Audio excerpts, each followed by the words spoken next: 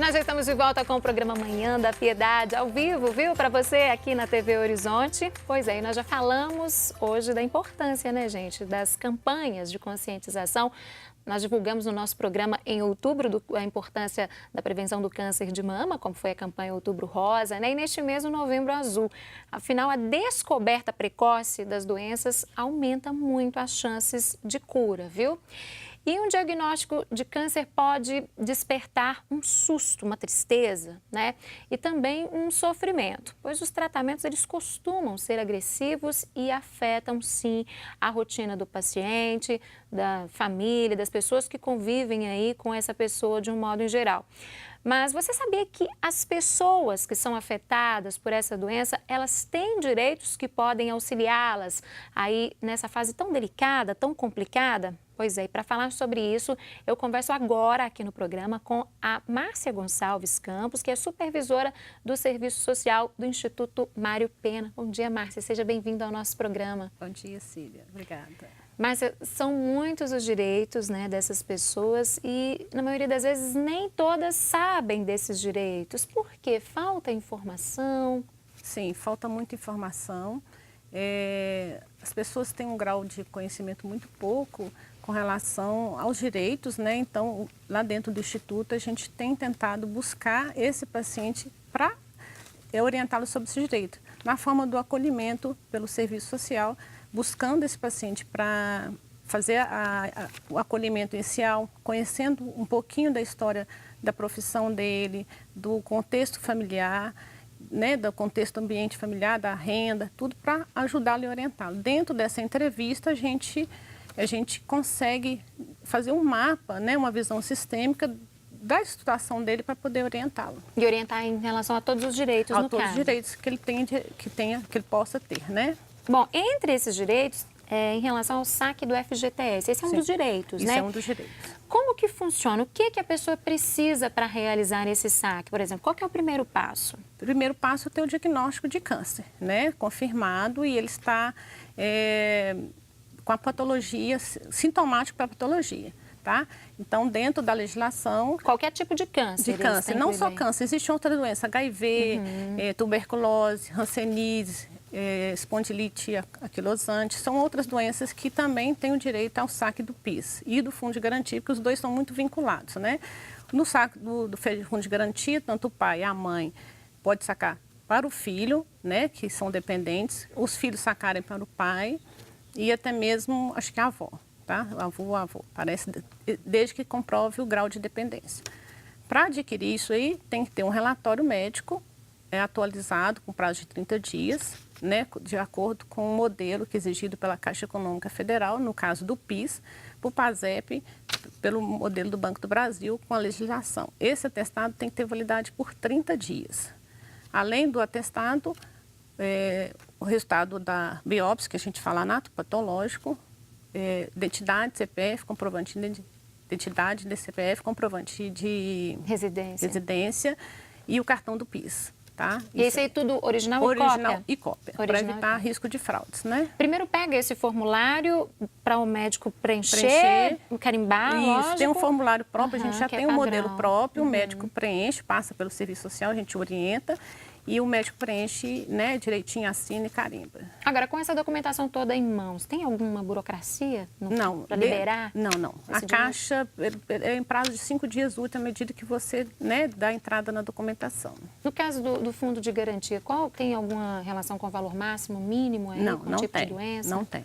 É o valor total que a pessoa... Total que ela pode sacar diversas vezes, tá? No decorrer do tratamento. Então, fica a critério dela se ela quiser sacar ou não.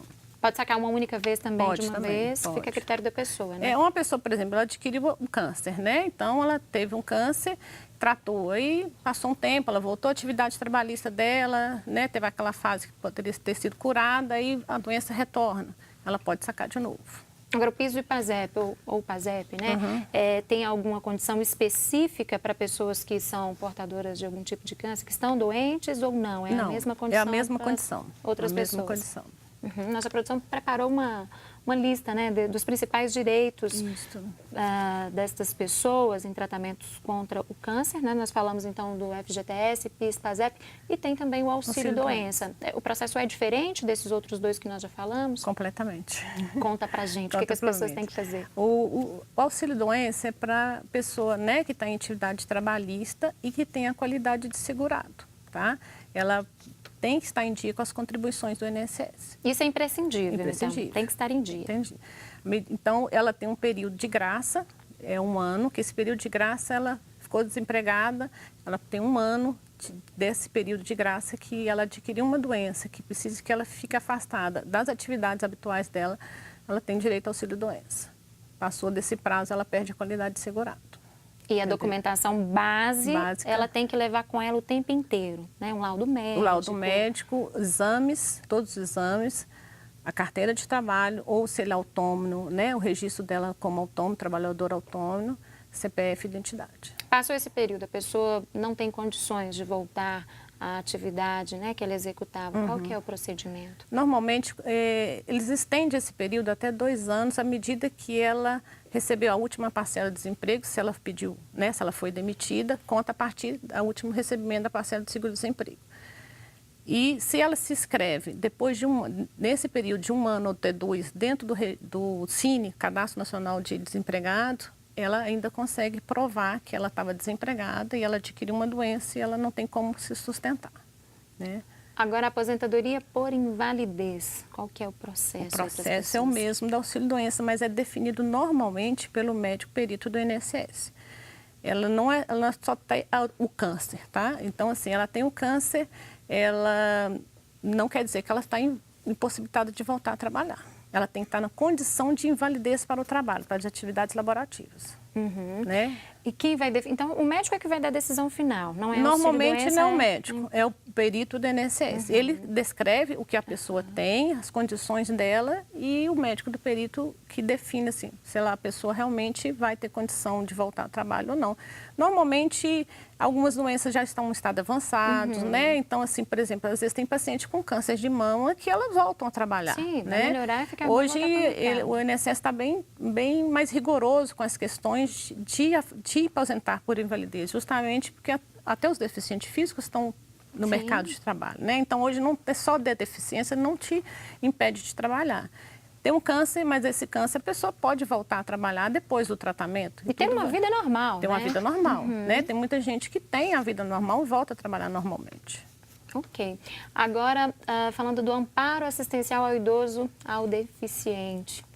Que é essa lei baseada na Lei Orgânica da Assistência Social. Ela preconiza que a pessoa que não tem a condição de sustentar, o idoso acima de 65 anos ou deficiente físico não tem a condição de trabalho.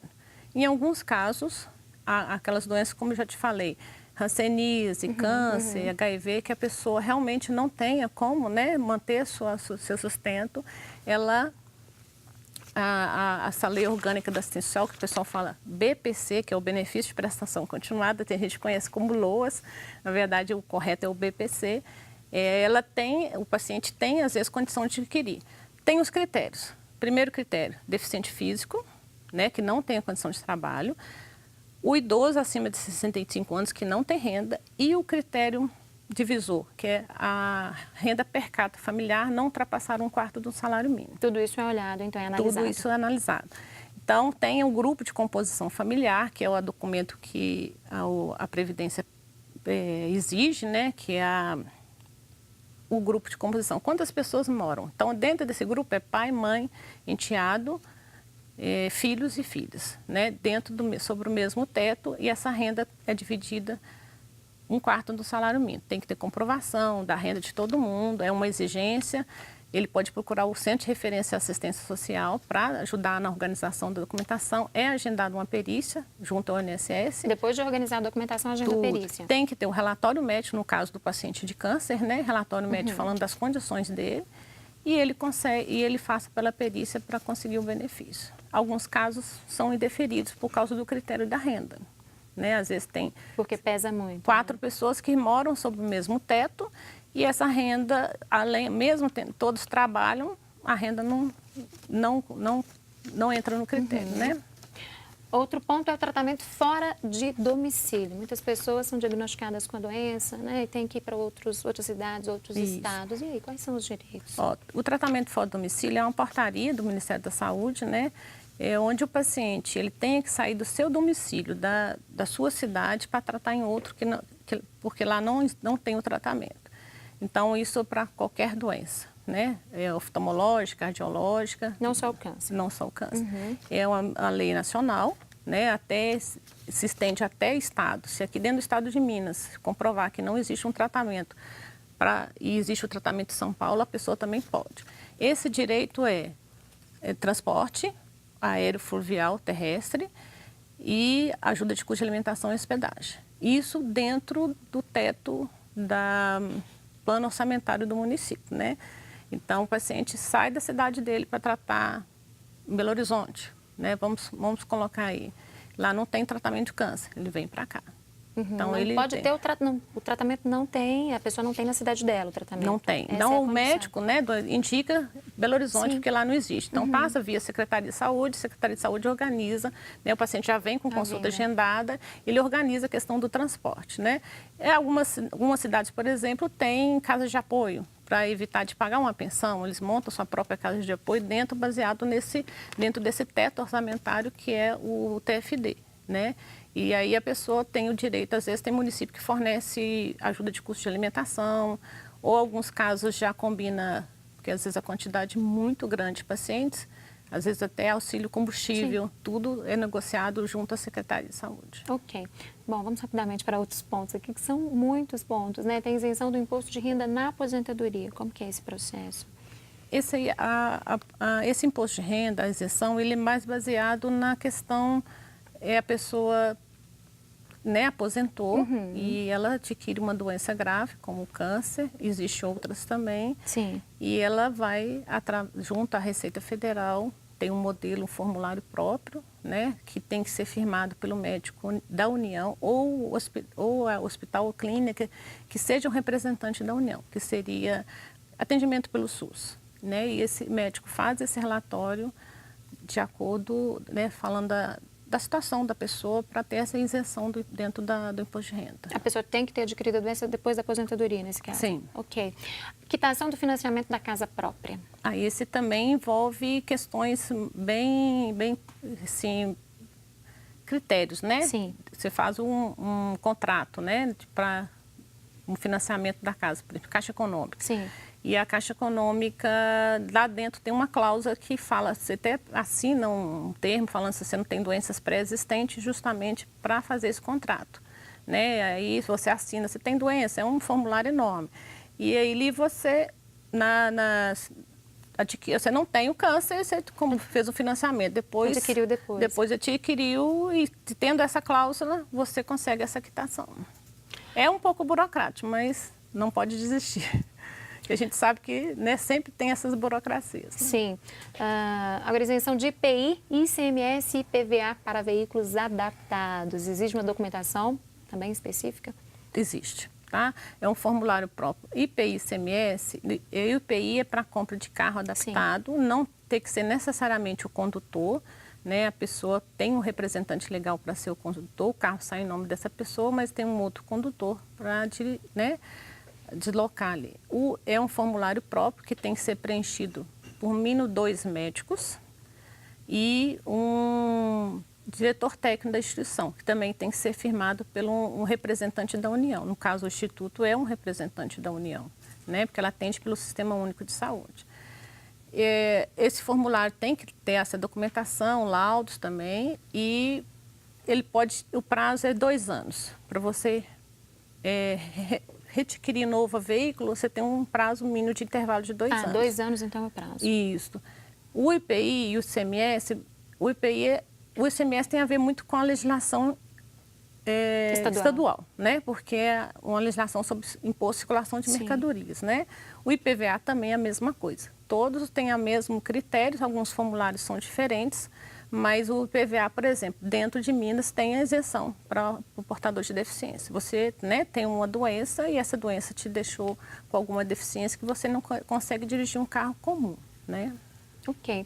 Bom, nós falamos já do transporte, né, interestadual aí, no caso de não ter o tratamento para aquela doença na cidade, laudo médico para afastamento do trabalho, para atestado de lucidez também, aquilo que você disse, né, tem que estar tudo lá atestado pelo médico. O laudo médico de atestado para lucidez é solicitado muito quando o paciente está numa condição de internado, não tem condição de sacar seu pagamento, seu benefício, ou movimentar qualquer outra coisa. E um dos critérios que os cartórios exigem é esse atestado falando que ele está lúcido, né? Para evitar até fraude, até mesmo que alguém, às vezes, com um pouquinho de má fé, saque algum dinheiro para algum familiar. Então, um dos critérios, está lúcido. O médico dá o atestado que o paciente está lúcido, que está consciente, que está fazendo aquele testado ou aquela procuração para aquela pessoa, para movimentar qualquer coisa na vida dela, né? Assim, a conta, sacar benefício, fazer pagamento, essas coisas. E o cartório só vai ao hospital se esse tivesse atestado de lucidez. E também pede 2 testemunhas. Ok. Olha só, agora eu quero que você falasse das doações, né, para o Instituto Mário Pena. Nós vamos colocar para quem está em casa os contatos, né?